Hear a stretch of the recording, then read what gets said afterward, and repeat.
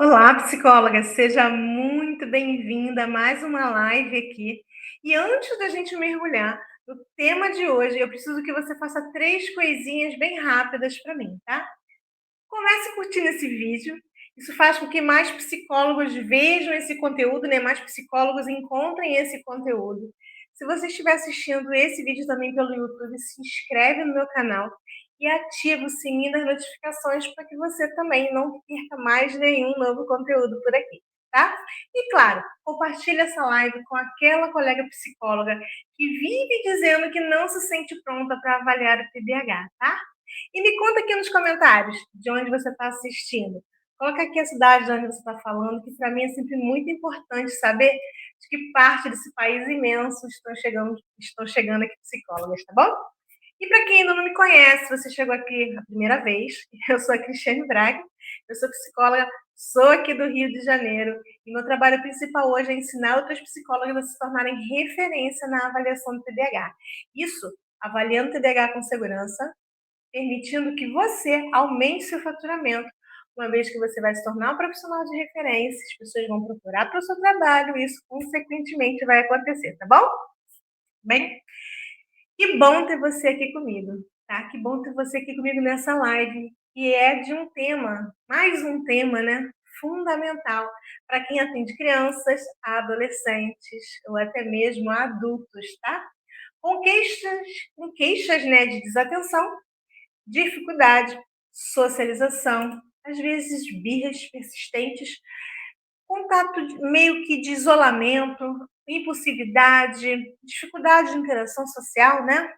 Bem, hoje a gente vai falar sobre uma das maiores dores de quem quer avaliar o TDAH e quer entender, né, até onde vão as semelhanças, as diferenças entre o TDAH ou autismo, ou transtorno do espectro autista.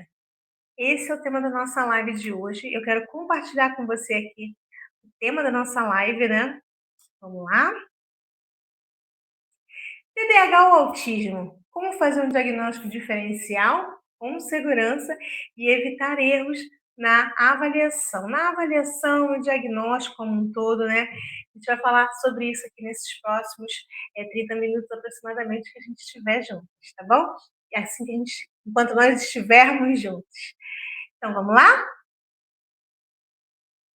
Enquanto eu estiver aqui falando, eu vou estar liberando a tela, para a gente poder estar conversando melhor. Depois eu volto a compartilhar com você, psicóloga, algumas partes que eu acho que é interessante estar compartilhando, tá bom?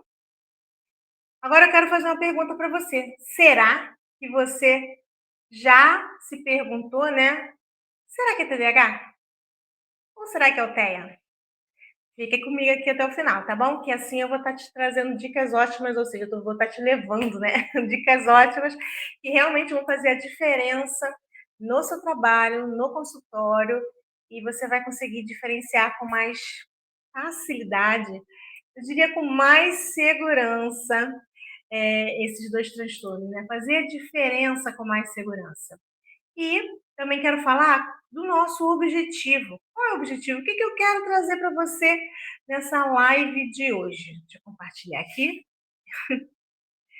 E se eu quero ajudar vocês, né? Eu quero ajudar psicólogos. Olha, o meu trabalho psicólogo aqui é ensinar psicólogos a se tornarem referência na avaliação do TDAH.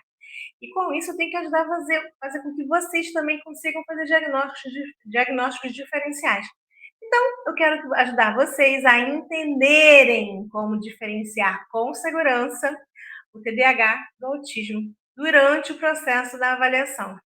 Tá? Assim vocês vão aprender a superar a famosa insegurança diante dos casos mais complexos, reforçando com isso a sua autoridade profissional. Se quando você entrega uma avaliação onde você consegue fazer um diagnóstico diferencial do TDAH com autismo, fala a verdade.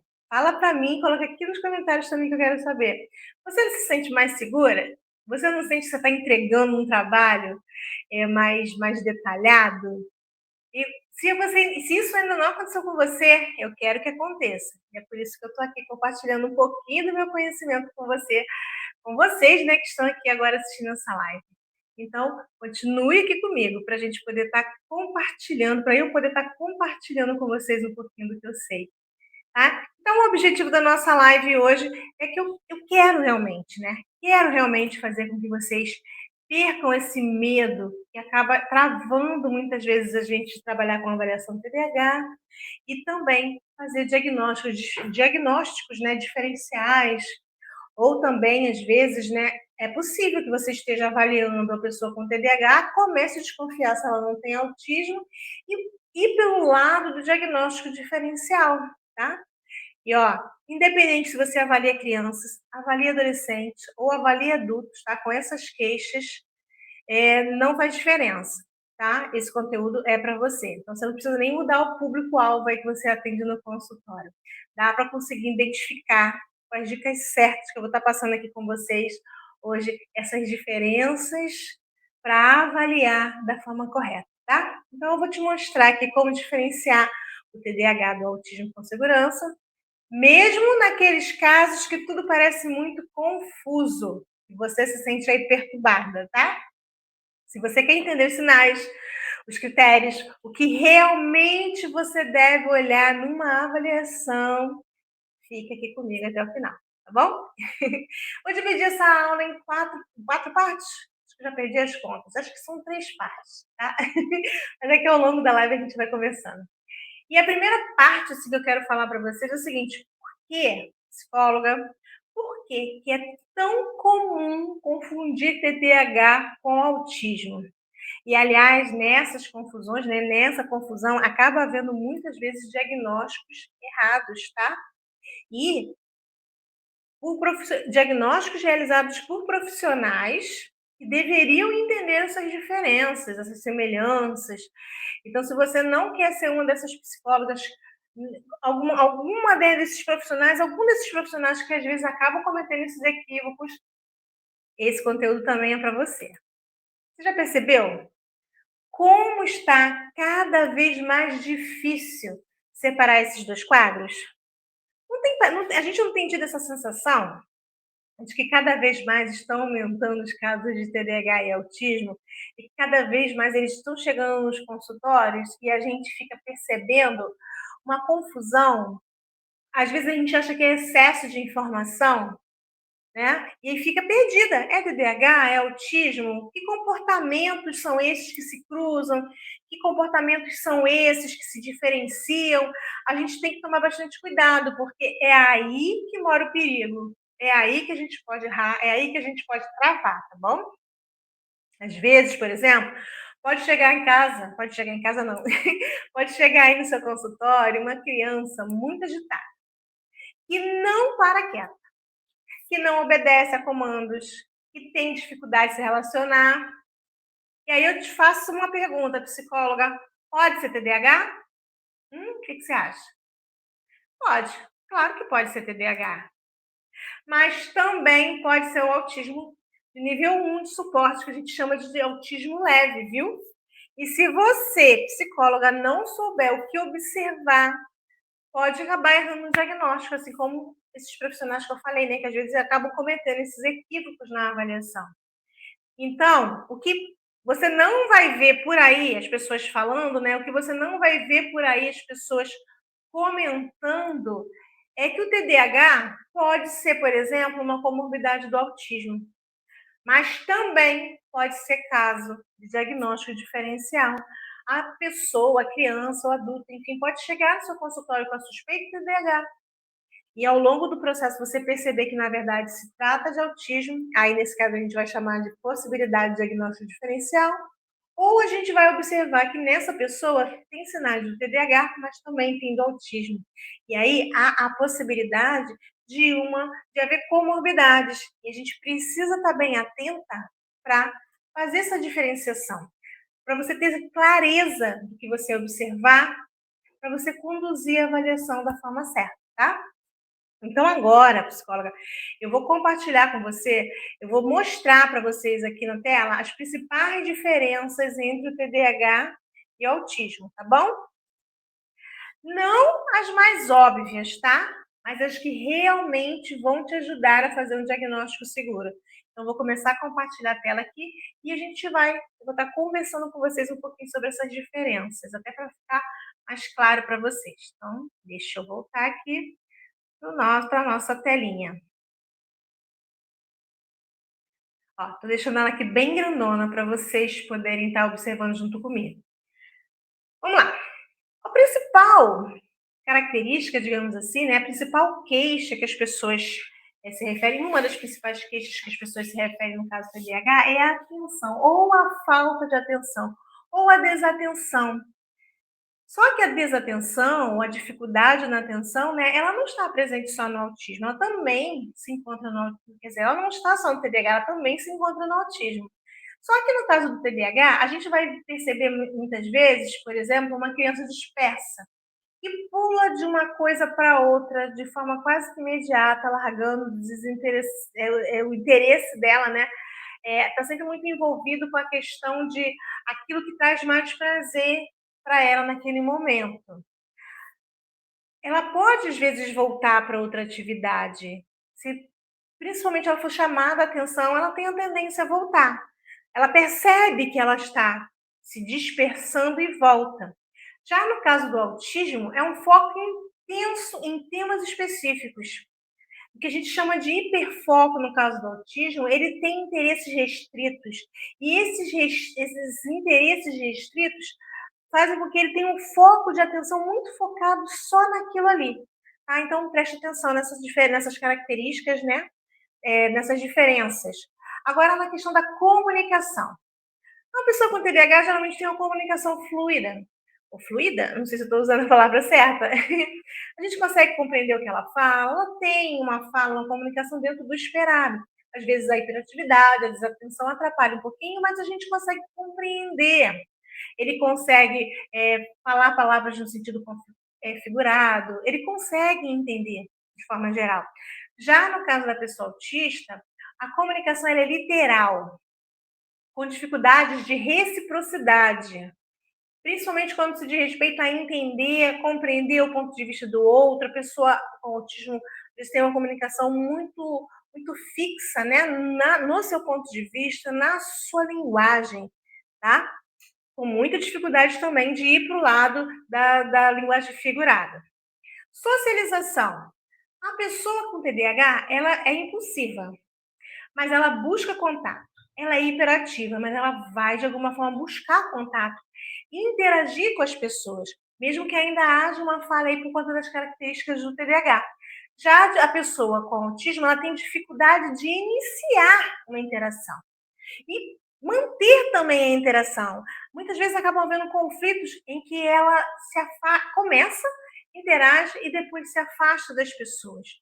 Muito comum isso acontecer. Apesar de, às vezes, a gente achar que no caso do autismo a pessoa nunca vai interagir. Não, às vezes ela tenta, ela faz aquele esforço, mas não consegue manter essa interação. Agora, comportamento de forma geral. Uma pessoa com TDAH é hiperativa, é impulsiva, é impaciente, é agitada. A pessoa com autismo ela é rígida, ela é repetitiva. Tá? Conforme eu falei, né, ela às vezes tem interesse em temas restritos, ela tem uma rotina bem limitada, bem restrita, tá? Então ela é assim, ela é rígida e repetitiva. Com relação à flexibilidade, a gente vai falar até sobre uma função executiva, né, que é a flexibilidade cognitiva, a capacidade que a pessoa tem de se adaptar a mudanças. No caso da pessoa que tem TDAH, ela consegue fazer isso, apesar da inquietação, da impulsividade, da agitação. Agora, no caso da pessoa autista, é mais difícil. Ela resiste fortemente a mudanças.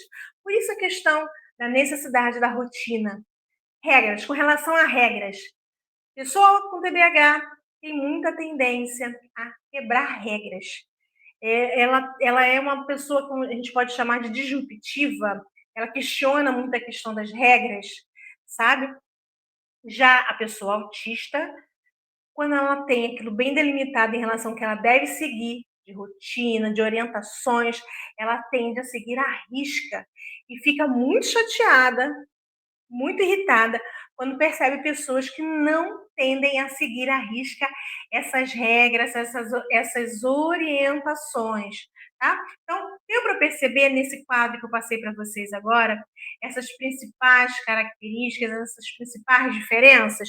Porque essas características são muito importantes para você entender quando chegar alguém no seu consultório que você precisar avaliar e haver, né, nesse caso aí, essas suspeitas, né?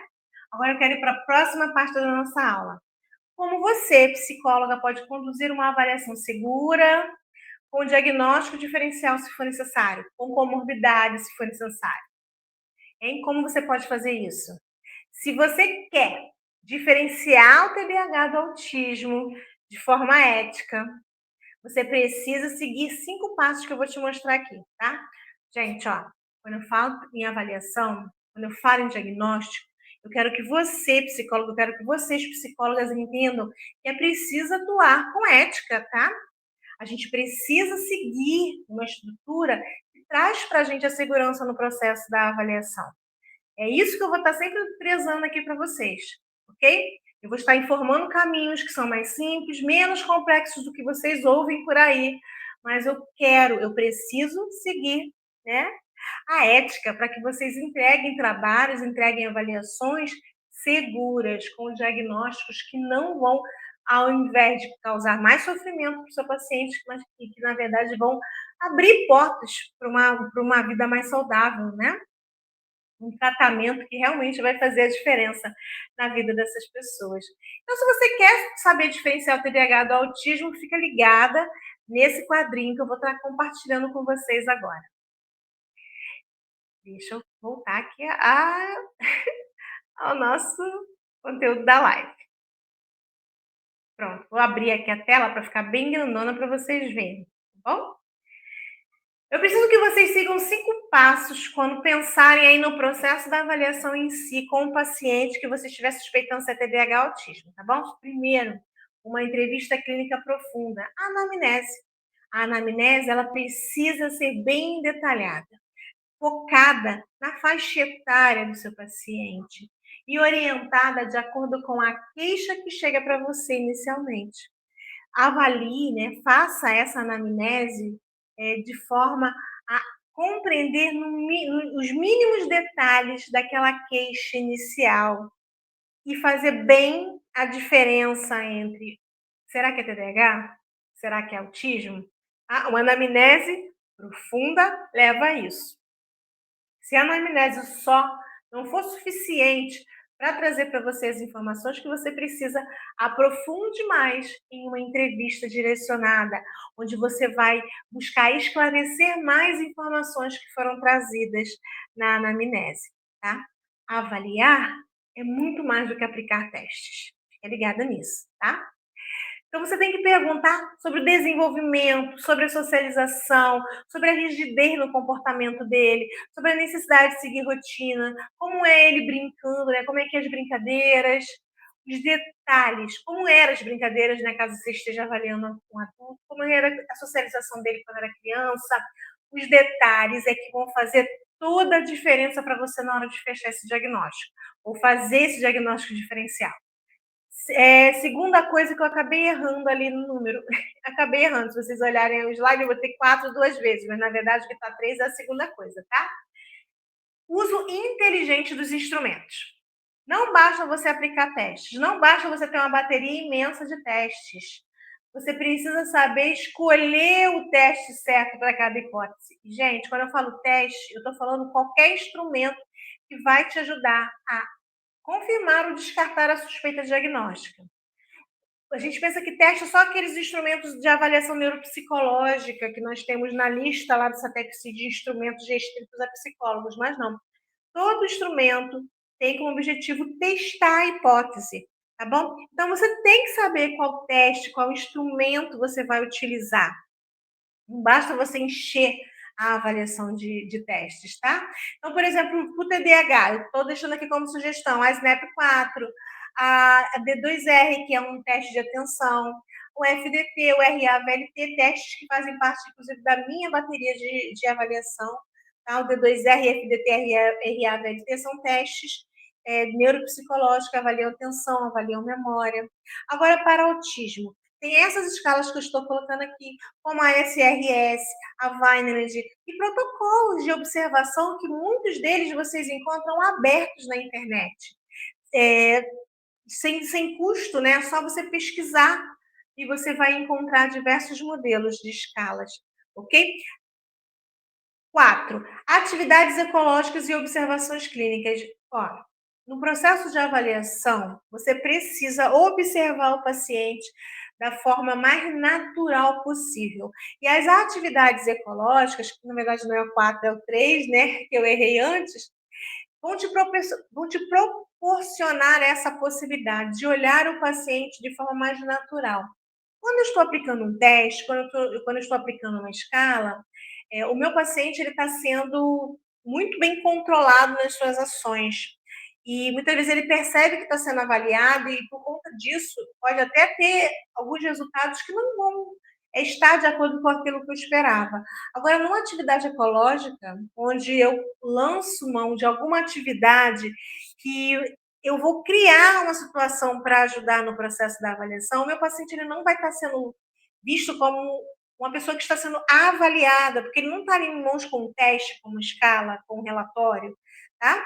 Então, por exemplo, você pode criar situações, no caso de avaliações de crianças, você pode criar situações em que a criança mostre como ela lida com regras, como ela lida com frustrações, como é a flexibilidade dela, como é a comunicação. Isso através de atividades dentro do consultório, como brincadeiras, jogos, tá? Isso dá para fazer. Você aprende muito mais com o comportamento espontâneo do que com respostas decoradas, tá? Fica atenta a isso, psicóloga. O comportamento espontâneo do meu paciente precisa ser avaliado também no consultório. E isso ajuda o diagnóstico diferencial entre TDAH e autismo, você não tem ideia. Agora, a próxima coisa que você precisa fazer: análise integrada. Você fez a observação clínica, você fez a anamnese, você fez atividades ecológicas, você aplicou os testes. Agora você tem que combinar esses instrumentos que foram utilizados, integrando, né, cada um dos resultados ao processo da avaliação e à possibilidade de diagnóstico como um todo. É TDAH? É autismo? Será que tem as duas coisas? E agora? É nessa combinação é que você faz o diagnóstico. O teste sozinho não dá diagnóstico. Ah, cada instrumento sozinho não é capaz de trazer para você o resultado final, é a combinação, tá? A combinação de tudo que você colheu ao longo do processo, tudo que você leu, tudo que você viu, tudo que você escutou, tudo que você observou, né, a sua observação clínica dentro do processo da avaliação. É muito importante. E a quinta coisa que eu preciso que você faça, que é muito importante também, é que você tenha um olhar humanizado para aquela pessoa que você está avaliando. Não é só um diagnóstico que você está buscando entender o paciente, porque isso vai fazer com que você consiga olhar ele como um todo, de forma holística, né? E possa ajudá-lo da forma que ele realmente precisa. Esse paciente, seja criança, adolescente ou adulto, muitas vezes ele pode estar chegando para você já com muito sofrimento. Então, você não tem que ter a preocupação achando que seu objetivo principal no processo que ele está ali com você é buscar um diagnóstico. É muito mais, é olhar o paciente, é entender por que, que ele funciona dessa forma, né? Por que, que ele age daquela forma. E na hora que você faz essa análise integrada, você também já está agindo de forma humanizada e com responsabilidade. Porque a gente não vai só entregar para o nosso paciente uma avaliação, né? Você não vai entregar para ele simplesmente um laudo lá com um diagnóstico. O seu laudo, inclusive, ele precisa traduzir o que você viu com responsabilidade sobre aquele cliente, tá? E também com leveza, gente. Ó, estamos lidando com um ser humano que quer saber o que sente, quer saber o que tem. Então, a gente precisa aprender a fazer isso também, ok? Ao longo da avaliação, durante todas as sessões, depois, na hora de elaborar um laudo, e na entrega desse documento também. Um bom laudo informa o que o paciente tem, o que o paciente sente, mas não rotula, né? Tratar de forma humanizada o nosso paciente é isso, é não rotular. Um bom diagnóstico, um bom diagnóstico que a gente entrega, né, quando a gente faz uma avaliação bem feita, abre portas para o nosso paciente. Não fecha possibilidades. Não traz para ele um encerramento. É como se, você tem TDAH, e é isso, você tem autismo e aquilo. Não. A gente está um caminho, né? Quando a gente sabe fazer o diagnóstico diferencial, a gente está levando um caminho, levando possibilidades para esse paciente, para ele estar entendendo o que ele tem e o que ele vai fazer a partir de agora, tá bom? Bom, gente, ó, diferenciar o TDAH do autismo é um desafio. Eu, eu tenho certeza disso, tá? Já foi um desafio para mim, já foi um desafio para as minhas alunas. Eu sei que pode ser um desafio para você também, mas também, olha, é uma chance incrível de você crescer na sua prática e oferecer um serviço de excelência para os seus pacientes, para os seus clientes, tá? Se você quer aprender a avaliar com mais segurança, ser reconhecida, né? Avaliar com mais clareza, entender melhor o que o seu paciente tem, ter posicionamento técnico firme, sabe? Eu sei o que é. E com isso, claro, transformar vidas, porque é para isso que você, psicóloga, veio a esse mundo e escolheu essa profissão. É para ajudar pessoas, é para transformar vidas. A sua avaliação tem que ter esse objetivo, tá? Os laudos que você prepara, o diagnóstico que você faz, é diferencial, é comorbidade. Aliás, olha, quando você estiver avaliando suspeito TDAH e autismo como comorbidades, uma da outra, né? A gente sempre pensa no autismo como diagnóstico principal e TDAH como comorbidade, caso haja essa possibilidade nas avaliações que você estiver fazendo, tá? Então, ó, se você já está aqui comigo, você já está buscando esclarecimento, você já está no caminho certo, tá bom? Eu sigo por aqui para te ajudar, sempre nessa jornada. Meu papel é esse, te ajudar na jornada, se tornar profissional de referência, aprendendo a avaliar o TDAH com segurança, sabendo fazer diagnósticos diferenciais. E eu estou sempre por aqui, tá? Sempre por aqui trazendo conteúdo para te ajudar a estruturar uma avaliação com mais leveza, com mais precisão, te dando orientação para você se tornar uma profissional de referência. Então, fica comigo, tá? Tem muito conteúdo vindo pela frente. Gostou dessa aula de hoje? Fez a diferença para você e te ajudou? Então curte esse vídeo, compartilha esse vídeo com outras psicólogas, porque isso vai fazer diferença na vida delas também, já que está fazendo diferença na sua vida. E se você ainda não está inscrita nesse canal, psicóloga, se inscreve no canal e ativa o sininho das notificações, porque assim eu vou conseguir te avisar, né? O YouTube vai conseguir te avisar toda vez que eu estiver fazendo live novas aqui. Se tiver novos conteúdos aqui no canal, tá? Eu espero poder ter te ajudado no dia de hoje também nessa aula. E a gente se vê na próxima live, tá bom? Tchau, tchau.